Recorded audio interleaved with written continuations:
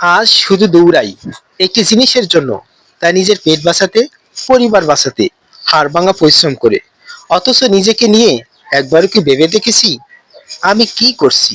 আজ এমন একটি ভিডিও আপনার জন্য উপহার দেব, যা আপনার চিন্তা জগতে সফলতা বয়ে আনবে। আমার ভিডিওটি পুরাটাই দেখুন। মানুষ হিসেবে দুনিয়াতে আসা মানেই হলো পরিশ্রম করা। আর এই পরিশ্রম করে কেউ অল্পতে সফল হয়, আবার কেউ অনেক দেরিতে সফল হয়, কেউ বা শুরু থেকে মৃত্যু পর্যন্ত সফল হয় না। আজ আমার আলোচনা হবে 3 শ্রেণী মানুষের পরিশ্রম নিয়ে।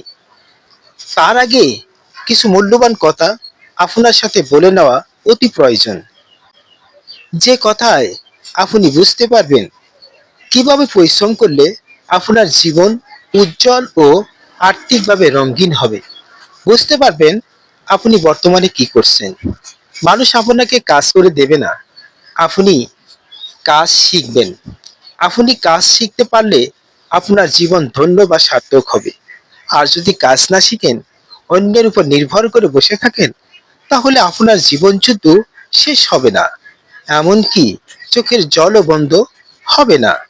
আপনার জীবন হলো একটি মূল্যবান সম্পদ। আপনার জীবন সম্পদকে রক্ষা না করতে পারলে আপনার দুঃখও শেষ হবে না। তাই আপনাকে নিজের সম্পদের উপর অধিক যত্নশীল হতে হবে। তবেই আপনার কাজের বা পরিশ্রমের গতি বাড়বে। আপনি আরো এগিয়ে যেতে স্বাচ্ছন্দ্য বোধ করবেন।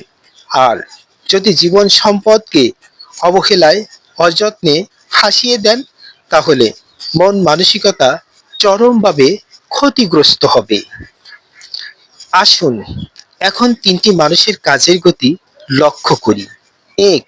অল্পতে সফল হওয়ার মূল মন্ত্র হলো সুস্থ মনে স্বাভাবিকভাবে নিয়মিত কাজ করা।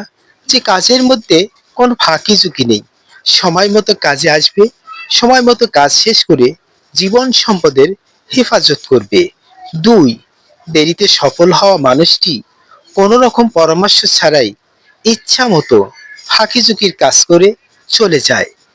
এই মানুষটি কাজের সময় ও গতি ঠিক রেখেই কাজ করে, তবে সম্পূর্ণ কাজ শেষ করে না।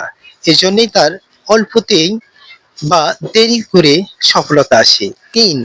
যার মৃত্যু পর্যন্ত কাজ করতে হয়, সে মানুষটি একদিন পরিশ্রম করবে, 3 দিন ঘরে বসে থাকবে। তার জন্য মৃত্যু পর্যন্ত সফলতা আসবে না।